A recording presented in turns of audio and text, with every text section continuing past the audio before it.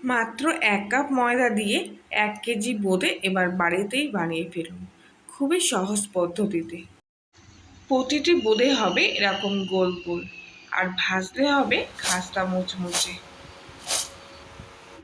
আর সেগুলো চিনি শিরাতে পড়লে হয়ে যাবে রসালো। একেবারে পারফেক্ট মিষ্টির দোকানের মতো ঝরঝরে বোঁদে বানানোর জন্য আমি এখানে 1 কাপ মতো বেসন নিয়ে নিয়েছি। বেসনটা প্রথমে আমি একটা চালনির সাহায্যে চেলে নিচ্ছি, কেননা বেসন কিন্তু অনেক সময় এরকম ঢেলা মতো হয়ে যায়, বিশেষ করে বর্ষার সময়। আর তাই জন্য চেলে নিলে কিন্তু পুরো বেসনটা ঝরঝরে হয়ে যাবে। এর ফলে যখন আমরা বেসনটা জল দিয়ে ফাটাবো তখন কিন্তু আর কোনো দানা দানা ভাব থাকবে না। শেষের দিকে দেখুন এরকম দলা দলা অংশগুলো হয়ে আছে, এগুলো আমি হাত দিয়ে এইভাবে একটু ঘষা দিচ্ছি। এর ফলে বেসনটা কিন্তু নিচের দিকে ঝরঝর হয়ে পড়ে যাচ্ছে। এবারে বেসনটা আমি জল দিয়ে ফাটিয়ে নেব। বেশি জল দেব না, অল্প পরিমাণ জল দিয়ে প্রথমে ফাটিয়ে নেব, তারপর যদি জল লাগে তখন আবার জল দিয়ে আবার ফাটাবো। বেসনের ঘনত্বটা খুব একটা গাঢ় হবে না, আবার খুব একটা পাতলাও হবে না। কিছুক্ষণ এইভাবে ফাটানোর পর দেখুন অনেকটা জল শুকিয়ে এসছে, আর একটু জল দিয়ে ভালো করে ফাটিয়ে নিচ্ছি। আপনারা হাত দিয়ে কিংবা কাঁটা চামচি দিয়েও কিন্তু ফাটাতে পারেন। কিছুক্ষণ ফাটানোর পর দেখুন একটা সুন্দর স্মুথ ব্যাটার চলে এসেছে বেসনের। ঘনত্বটা কিন্তু ঠিক এরকমই রাখবো। আর কিছুক্ষণ রেস্টে রাখার পর বেসনটা আমি আর একটা ছোট বাটিতে আলাদা করে নিচ্ছি, কেননা বোঁদে কিন্তু সবসময় 2 কালারেরই ভাল লাগে, লাল আর হলুদ কিংবা বাসন্তী। আর লাল করার জন্য আমি এখানে একটা মুদির দোকান থেকে লাল ফুড কালার নিয়েছি। এটা আপনারা খুব কম দামের মধ্যে পেয়ে যাবেন যে কোনো মুদির দোকানে। ফুড কালারটা ভালো করে বেসনের সঙ্গে মিশিয়ে নিচ্ছি। এটা কিন্তু কোনো খারাপ জিনিস না, এটা পেটের ক্ষেত্রে কি শরীরের ক্ষেত্রে কোনো ক্ষতি করে না। কালারটাও কিন্তু খুব সুন্দর আসে এটা দিয়ে করলে। ভালো করে ফুড কালারটা বেসনের সাথে মিশিয়ে নিতে হবে। মেশানো হয়ে গেছে, এবার বাকি যেটুকু বেসন ছিল তাতে আমি আর একটা ফুড কালার একই রকম নিয়েছি। এটা নিয়েছি হলুদ কালার, আগেরটা নিয়েছিলাম লাল, এটা নিয়েছি হলুদ। এটাও ভালো করে বেসনের সাথে মিশিয়ে নিচ্ছি। এতে কিন্তু যে হলুদ বুন্দিয়াগুলো হবে সেগুলো কিন্তু দেখতে আরও সুন্দর হবে। 2 রকমেরই ব্যাটার আমার তৈরি হয়ে গেছে।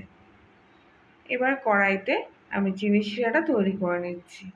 যতটা পরিমাণ বেসন দিয়েছিলাম ঠিক তার অর্ধেকটা চিনি দিয়ে দিচ্ছি, আর দিয়ে দিচ্ছি 1 কাপ পরিমাণ মতো জল। চিনি শিরাটা ফুটে উঠলে ভালো করে মিশিয়ে নেব চিনিটা জলের সাথে। কিছুক্ষণ পর চিনি শিরাটা ফুটে উঠেছে। বোঁদের ক্ষেত্রে চিনি শিরাটা খুব একটা বেশি ঘনও হবে না, আবার পাতলাও হবে না। এরকম পাতলা হলেই কিন্তু হয়ে যাবে, হাতে মোটামুটি নিয়ে চিটচিট ভাব হবে, তখনই কিন্তু শিরাটা হয়ে যাবে। কোনো তারের সৃষ্টি না হলেও চলবে। চিনি শিরাটা আমার হয়ে গেছে, এবার আমি গ্যাসটা অফ করে দিচ্ছি। কড়াইতে বেশ কিছুটা পরিমাণ তেল আমি ভালো করে গরম করে নেব। আর এরকম একটা ছিদ্রওয়ালা বাটি নিয়েছি আমি বোঁদেগুলো ভাজার জন্য, এতে খুব সহজেই কিন্তু বোঁদেগুলো ভাজা হয়ে যাবে। বেসনটা আরও একবার খুব ভালো করে ফাটিয়ে নিলাম হাতের সাহায্যে। এরপর বাটির মাঝ বরাবর ঠিক বেসনের ব্যাটারটা দিয়ে দিচ্ছি, আর হাত দিয়ে একটু ঘোরালেই কিন্তু দেখুন বোঁদেগুলো খুব সুন্দরভাবে পড়ে যাচ্ছে। অনেক সময় ঝাঁঝ দিতে ভাজলে ঝাঁঝের সাইড দিয়ে বেসনটা কিন্তু পড়ে যায়, আর তখন একটার গায়ে একটা লেগে যায়।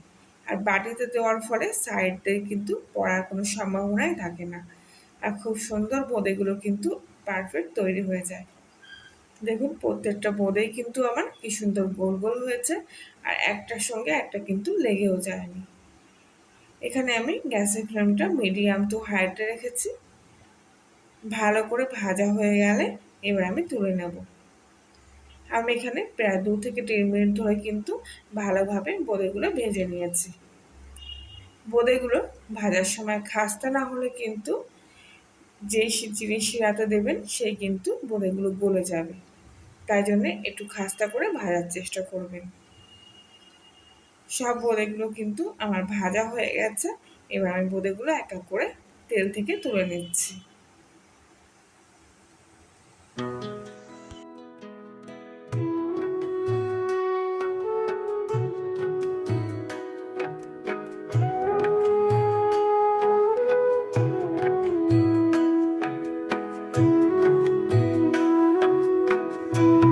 একইভাবে সব বোঁদেগুলো আমি এক এক করে ভেজে নিচ্ছি। এইভাবে ভাজলে কিন্তু প্রত্যেকটা পারফেক্ট হবে। আর হাতটা একটু উঁচুতে রাখবেন তেলের থেকে, তাহলে কিন্তু বোঁদেগুলো পুরোপুরি ফুলবে আর গোল গোল হবে। একেবারে উঁচুতেও না, আবার একেবারে কড়ার সঙ্গেও না, মোটামুটি মিডিয়াম অবস্থায় রাখলে কিন্তু বোঁদেগুলো খুব সুন্দর হবে। গ্যাসের আঁচটা একই মেজারমেন্টে রেখে দেবেন, হাইতে বা একেবারে লোতে করবেন না। বোঁদেগুলো একটু লালচে হয়ে আসলে আমি তুলে নিলাম। কালারটাও দেখেছেন কতটা সুন্দর এসছে। এবার যে লাল বুন্দিয়াগুলো ছিল সেগুলো ভেজে নেব। আবারও একটু ব্যাটার দিয়ে দিলাম, আর একইভাবে ঠিক লাল বোঁদেগুলো আমি ভেজে নিচ্ছি। একটু নাড়া দিলে কিংবা হাত দিয়ে এইভাবে কিন্তু একটু চাপ দিলে বোঁদেগুলো এক এক করে পড়ে যাচ্ছে। লাল বোঁদেগুলো করার সময় আমি কিন্তু বাটিখানা ভালো করে ধুয়ে নিয়েছিলাম, যাতে হলুদের কালারটা ওদের না মিশে যায়। তাহলে কিন্তু অনেক সময় লাল যে বোঁদের কালারটা ওটা অনেক সময় ফ্যাকাশে হয়ে আসে। এই বোঁদেগুলো আমার ভাজা হয়ে গেছে, আর দেখতেই পাচ্ছেন কালারটা কতটা সুন্দর এসছে। সব বোঁদেগুলো আমি একইভাবে তেল থেকে তুলে ছেঁকে নেব।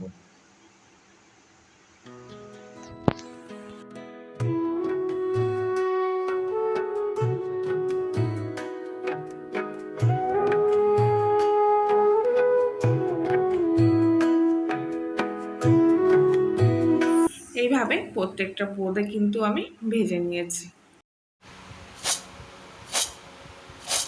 এবারে চিনির শিরাটা একটু গরম করে নিয়েছিলাম, যেহেতু একদম ঠান্ডা হয়ে গিয়েছিল চিনির শিরাটা, তাই হালকা আঁচ আমি জ্বালিয়ে রেখে বোঁদেগুলো দিয়ে দিলাম।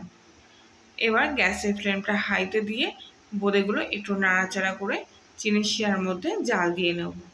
এতে কিন্তু খুব তাড়াতাড়ি চিনির শিরাটা বোঁদের মধ্যে ঢুকে গিয়ে বোঁদেটা নরম করে দেবে। এবার আমি গ্যাসের ফ্লেমটা অফ করে দেব, আর পুরোপুরি 10 মিনিটের জন্য আমি এইভাবে বোঁদেগুলো চিনির শিরার মধ্যে রেখে দিচ্ছি।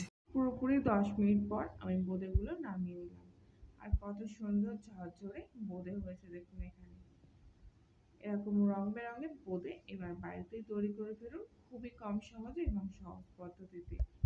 আর তাহলে কলিনের রান্নাঘরের আজকের রেসিপিটি ভালো লাগলে লাইক, শেয়ার, কমেন্ট করবেন।